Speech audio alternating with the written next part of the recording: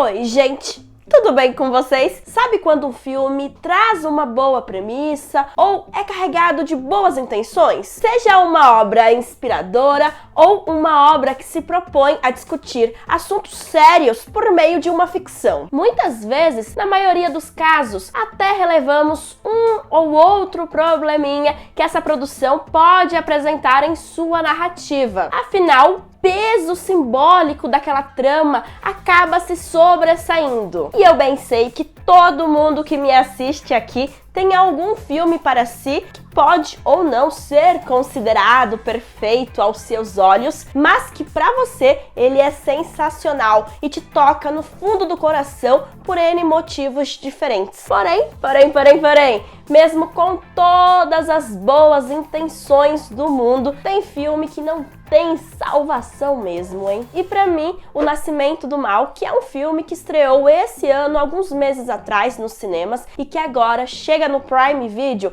é exatamente esse tipo de produção. E antes de tudo, se você já assistiu esse filme, foi tocado por ele, por conta da trama que ele traz, ótimo! Essa é exatamente a mágica do cinema. Cada pessoa tem uma experiência única e é impactada de uma forma distinta, muito particular. Então, se você gostou desse filme por conta das discussões que ele traz sobre luto e maternidade, excelente! Eu não vou desmerecer aqui a sua experiência, mas cá entre nós, no geral, o filminho fraco, hein? Primeiro que eu não entendi o título dele, O Nascimento do Mal, visto que a protagonista não está esperando uma criança encapetada. O único nascimento que encontramos aqui é o nascimento do tédio que essa história proporciona. E se você quiser entender o porquê que eu digo tudo isso aqui nesse vídeo, eu faço duas partes. Um primeiro momento sem spoilers, no qual trago uma análise para essa produção. E, num segundo momento, faço um final explicado para ela. Então, se você quiser evitar os spoilers ou até mesmo pular diretamente para eles,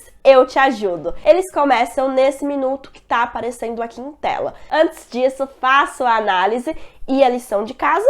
Você já sabe. Não esquece o like agora no comecinho. E se você ainda não é inscrito no canal, já aproveita e se inscreve. Dito isso, bora de análise. Vamos lá. Nessa história conhecemos a Julie. Ela tá grávida, no entanto sofre um acidente doméstico e com isso a gestação dela passa a ser de risco, o que demanda que ela fique em repouso até o parto. Contudo, ela que acabou de mudar com o esposo para uma nova casa, começa a ouvir coisas estranhas, o que deixa o parceiro dela em alerta, já que no passado ela perdeu um filho e isso a deixou muito mal, ao ponto de precisar ser internada numa clínica psiquiátrica. E dado todo esse cenário, será que tudo que ela escuta e vê naquela casa é parte de algo sobrenatural ou tudo está dentro da mente dela? Pronto, em resumo, O Nascimento do Mal é sobre isso, é sobre essa dualidade entre o que é delírio e o que é sobrenatural. Mas no fundo,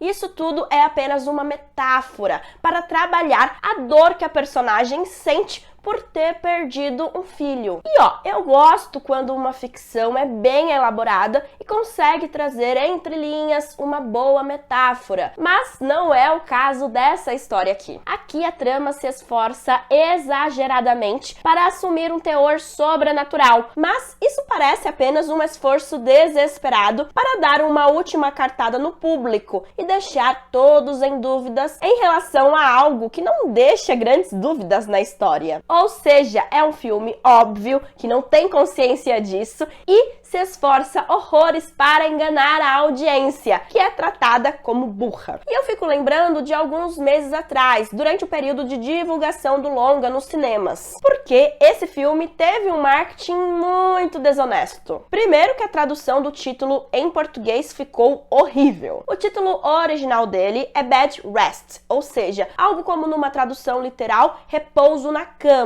o que até faz certo sentido quando a gente pensa nessa história, já que a protagonista, teoricamente, tem que fazer exatamente isso. Daí chegam os brasileiros e metem O Nascimento do Mal, apenas porque tem uma grávida na história. É sério mesmo? Realmente nenhuma alma envolvida na tradução desse título achou que seria no mínimo desonesto ele? Segundo que, durante toda a divulgação do filme, dava a entender que essa seria uma história de terror sobrenatural, de arrepiar até a espinha. Contudo, como terror sobrenatural, esse filme é um desastre. Chega a ser engraçado, de verdade, viu? Teve várias situações que eu gargalhei alto, com algumas tentativas muito falhas de gerar um jumpscare. Realmente é desastroso, horrível e é tão ruim que chega a ficar bom de tão ruim, hein? É senhora que é arremessada gratuitamente do nada e morre. Tem acidente tosco apenas para desmaiar personagem. Enfim, como terror sobrenatural, essa narrativa é muito genérica. Mas, ao meu ver, de forma honesta, esse filme tá muito mais para um terror psicológico, viu? Não necessariamente um bom terror psicológico, mas é uma tentativa. E nesse sentido, ele me lembra bem vagamente O Orfanato de 2007. A diferença é que essa obra realmente é boa e funciona bem nesse aspecto. A verdade é, tinha muita coisa em jogo em O Nascimento do Mal. Temos a camada psicológica, o terror sobrenatural, a perspectiva dramática do luto, e acaba que o filme decide investir em todos os clichês possíveis para abraçar todas essas frentes. E não é como se tudo isso não pudesse coexistir em um único filme de forma bem sucedida. Por exemplo, o filme A Casa Sombria faz isso de forma brilhante, assim como o longa original Netflix, O Que Ficou para Trás. Mudando um pouquinho a discussão e comentando sobre a personagem, a protagonista em si, a atuação da Melissa Barrera não está ruim, viu? Ela tá boa. O grande problema mesmo é na construção da personagem dela, que claramente está muito desequilibrada e o marido faz vista grossa para isso. Ele apenas contrata uma enfermeira para garantir que ela não vai se acidentar ou fazer alguma coisa imprudente e pronto. Mas, gente, a mulher fica chamando pelo filho falecido dela por uma babá eletrônica. Detalhe que esse filho morreu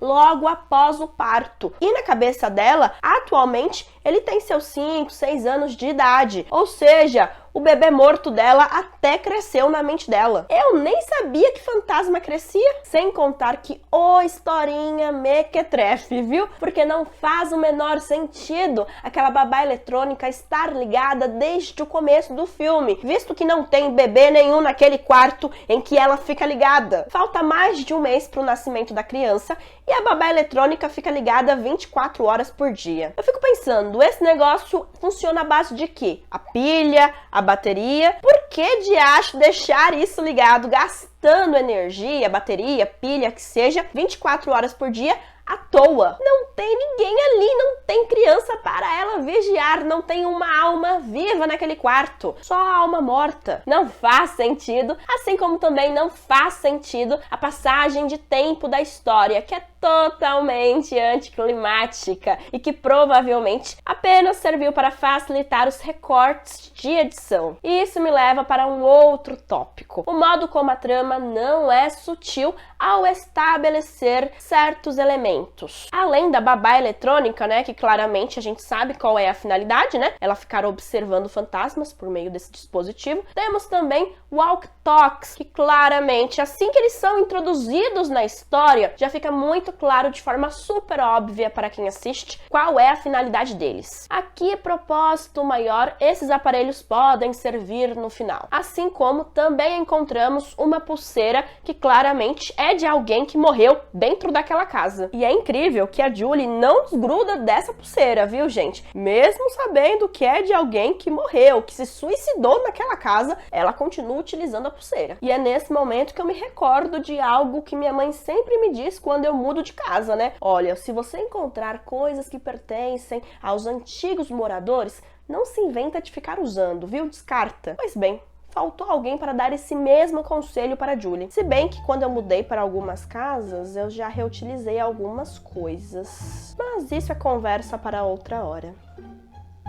E bem, em resumo, O Nascimento do Mal é sim um filme cheio de boas intenções, mas decepcionante. Inclusive, se você quer um filme que aborde essa mesma perspectiva do luto e a superação da perda de um filho após o parto, eu vou deixar uma recomendação pra vocês aqui, viu? Na Netflix tem um filme chamado Pieces of a Woman. É muito bom nesse sentido e certamente vale muito mais a pena do que esse nascimento aqui do tédio. E se mesmo após todos esses meus comentários você ainda quer assistir o filme, tá tudo bem. Só que tenho que te avisar, vou para a parte 2 do vídeo, ou seja, para a parte com spoilers. E se você não quer ter nenhuma surpresa estragada, pra você, beijinhos e tchau, tchau. Agora, se você segue comigo, bora compreender de vez essa trama. Bem, o Nascimento do Mal dá várias voltas antes de revelar se é ou não uma história sobrenatural. E na prática isso gera duas interpretações diferentes para essa trama, mas no fim a metáfora que é desenvolvida ali é a mesma para as duas. Essa história simboliza o luto e a dor da perda que a Julie sente dentro de si, por nunca ter superado a morte do filho, que morreu assim que nasceu. Ela se culpa pela morte dele e de certa forma, ela teme que o pior possa acontecer com a filhinha que está esperando. Ou seja, essa é a constante que existe nas duas abordagens que podemos ter para essa trama. E quais seriam essas abordagens? Primeiro, que a trama realmente é uma história sobrenatural. E segundo, que tudo aquilo ali é um devaneio da protagonista. Afinal, na primeira abordagem,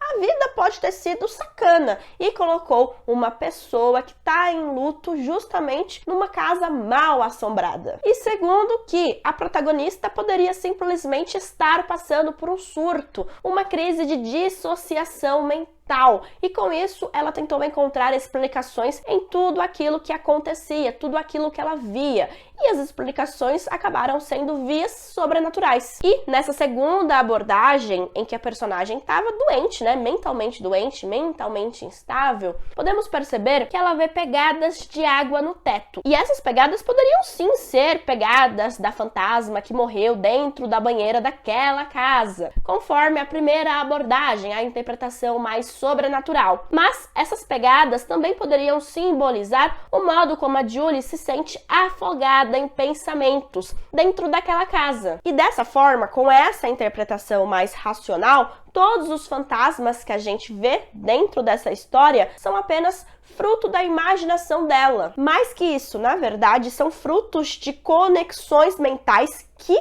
o cérebro dela tá fazendo. Por exemplo, primeiro ela imagina que tem um menininho dentro daquela casa, visto que se o destino não tivesse matado o Andrew, hoje ele seria uma criança brincando livremente dentro daquela casa. E ao se mudar para essa casa nova, o cérebro dela trouxe esse gatilho. Daí ela descobre por meio da enfermeira que uma mulher morou ali e matou os próprios filhos. E com isso, automaticamente, a mente da Julie associa que aquela criança que ela projetou dentro daquela casa é, na verdade, um fantasminha, o fantasma de uma das crianças que foram mortas pela mãe. Ah, mas o fantasminha falou que alguém, uma mulher, queria a bebezinha da Julie. Sim, isso realmente aconteceu. Porque a Julie tinha medo de perder essa bebê, assim como perdeu o Andrew. Seja porque alguém fosse roubá-la ou porque ela poderia morrer, assim como o primeiro filho dela. Fora que ela também responsabiliza, de certa forma, a mulher que foi responsável pelo parto dela, pelo parto do Andrew. Ou seja, a partir do momento que tem uma outra mulher que pode ajudar no parto dela dentro daquela casa, no caso a enfermeira, automaticamente o cérebro dela já encontra uma outra conexão, que uma outra mulher pode roubar o bebê dela, a bebê dela, assim como o Andrew foi roubado. Não roubado, mas vocês entenderam o contexto, né? E somado a isso, ela descobre que a mulher que morreu dentro daquela casa morreu porque não aguentou a dor